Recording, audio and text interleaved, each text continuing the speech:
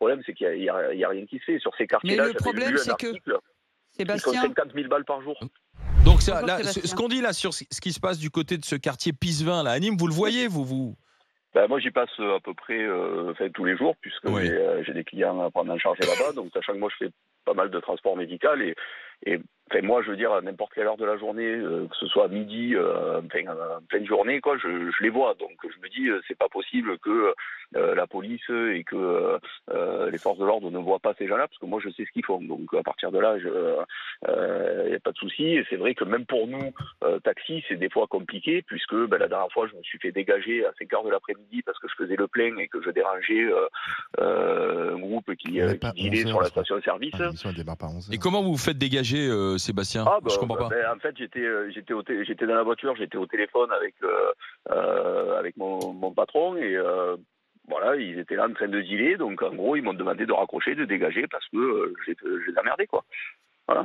Ah ouais. Mais alors, ce qui veut dire que là où vous êtes, là, quand vous passez sur ce coin de Pisevin qu'on comprend bien, ça se fait comme ça en plein jour, au vu et au su de tout le monde.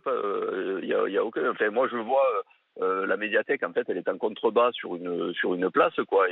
Et nous, la route est un petit peu en hauteur et on voit les jeunes qui sont assis sur les chaises, on dirait des hérons sur le pont, quoi, en train de faire les chauves, quoi, tout simplement. Donc, on sait très bien ce qu'ils font, quoi. C'est des mineurs après, mineurs, majeurs, il y a un peu de tout. Mais après, j'écoutais comment ça s'appelle, Johnny qui disait le problème, c'est pas. Alors, la police, ils font ce qu'ils veulent parce qu'effectivement, les gamins, c'est des gamins de 12-13 ans qui de toute façon sont relâchés 24 heures après. Ou, voilà, donc le problème, c'est qu'il n'y a rien qui se fait. Sur ces quartiers-là, mais le problème, c'est que, Sébastien, ils sont 50 000 balles par jour.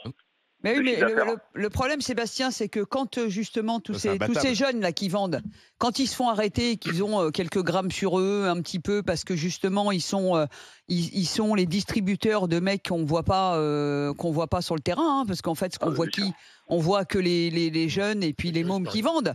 Donc les mômes, tu les arrêtes, la police fait ce qu'elle peut, elle les arrête, elle les emmène au commissariat, ils vont en garde à vue. Ils avaient 100 grammes de shit sur eux ou n'importe quoi, ils sont relâchés. Ils sont relâchés. Donc en fait, c'est le problème, c'est-à-dire que il faut justement s'attaquer à ceux qui fournissent, ou en tout cas qui organisent la distribution, avec des mômes qui sont payés pour ça. Tu commences par ça. Tu disais, il faut enlever ceux qui consomment, mais tu commences par enlever ceux qui distribuent. C'est-à-dire, si tu frappes fort.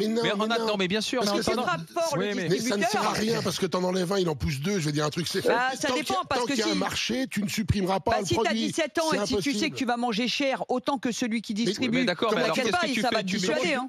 Tu mets au trou 6 mois celui qui vient acheter une barrette. C'est quoi, consommateur, c'est déjà un délit. Oui, déjà. C'est un délit, et puis tu payes quoi? 200 balles. Voilà. C'est-à-dire que bientôt, moi, je fais un excès de vitesse, on me saisit ma bagnole. Par contre, tu peux acheter de la drogue comme tu veux, tu vas prendre 50 balles de plus une, quoi. Donc, c'est quand même un peu n'importe quoi. Et en plus, quand on dit, tu les emmènes au commissariat, quand tu vois ce quartier qui représente, je crois, 12-15 000 personnes, il n'y a pas de commissariat.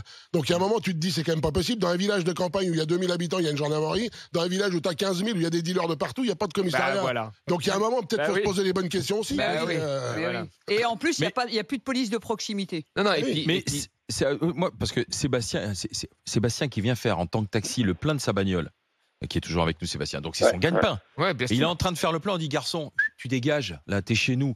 Je veux dire, c'est la tranquillité des habitants à laquelle il faut trouver une solution. Allez-y, Sébastien. Juste une chose, c'est que quand alors c'est pour le plein, mais des fois dans certaines barres d'immeubles, quand on rentre chercher des patients, des gens malades, qui peuvent être les parents de ces gamins-là, quoi. On est contrôlé. Oui, mais ce que les gens ne comprennent. Moi, je pense que les Français ne comprennent pas. Qui sait que tu viens voir, qui sait que machin. Une fois, on a été obligé d'appeler la patiente pour qu'elle dise aux jeunes de nous laisser passer pour aller la chercher, quoi. Oui, donc c'est eux qui font la loi. Mais ce que les gens ne comprennent pas, c'est que, comme le disait Thomas, maintenant, ils se cachent plus. Ils ont pignon sur rue. Et les gens ne comprennent pas pourquoi on ne les arrête pas.